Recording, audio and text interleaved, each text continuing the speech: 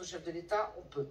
Mais c'est quand même quelque chose qui est, dans la liberté d'expression dont vous parliez, il y a des reculs permanents dans tous les domaines, y compris dans notre propre pays, parce que ah non, mais, y compris en termes législatifs. Donc, quand on parle de Boualem Sansal, il est en prison, enfin, il est accusé par le régime de quoi? D'atteinte à la sûreté de l'État. Et en fait, ce concept de terrorisme, il empêche tout débat. C'est-à-dire que dès qu'on est suspecté de pouvoir être terroriste, tout d'un coup, on est dans des procédures qui deviennent exorbitantes. Si on appelle à la violence et à la haine... Non, mais c'est un mot qui permet de ne plus réfléchir.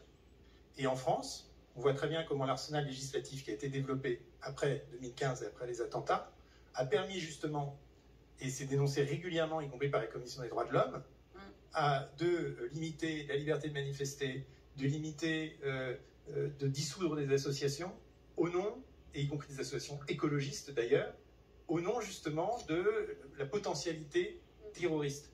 Et donc, il faut aussi se regarder nous-mêmes quand on condamne les autres régimes et s'apercevoir qu'on ne vit pas éternellement dans des démocraties libérales. C'est difficile de comparer les deux. Hein. Là, pour Boualem, il n'a pas eu un procès équitable. Ses avocats n'ont pas eu le droit de le voir. Je dis juste qu'il y a certains débuts de justification qui ferment petit à petit, doucement, et bien sûr, dans un pays, on peut dire encore énormément de choses, bien sûr, mais qui ferment petit à petit le champ de la liberté d'expression et que juste, il faut veiller à aller dans le sens inverse. Il faut l'ouvrir en permanence. Mais oui, Caroline Roux, votre première question sur est-ce que la liberté d'expression recule. Aujourd'hui, il y a un comité de soutien présidé par Antoine Gallimard pour défendre Boualem Sansal.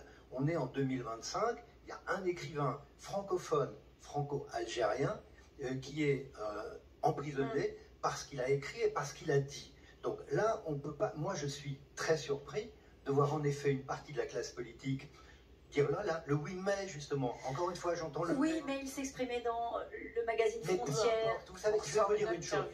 Je vais vous dire une chose. Ça c'est un très mauvais procès.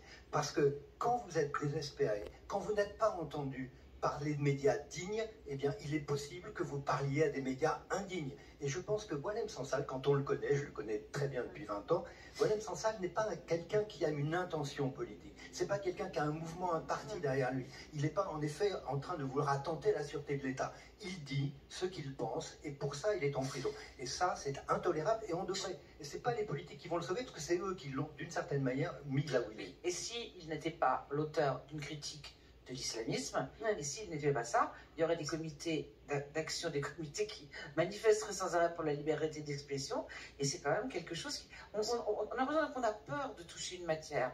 C'est un des combats de Charles-Mac. C'est toujours la même chose, c'est-à-dire que c'est ce procès en extrême droite qui qualifie, qui empêche tout, et c'est-à-dire qui empêche même la défense de cet homme. Et quand bien même il serait d'extrême droite... Non mais il ne l'est pas. Non mais... Quand bien même, dit Sophia Aram. Il est arrêté arbitrairement, on devrait quand même juste s'indigner, et il ne l'est pas. Et là, sous couvert de « Ah non, mais attention, il est un peu islamophobe », on ne va pas le défendre. Non, mais il faut qu'ils arrêtent. Alors, il y a des nouveaux censeurs. Je vais citer Stephen King. La Floride a banni 23 de mes livres. C'est quoi ce bordel ?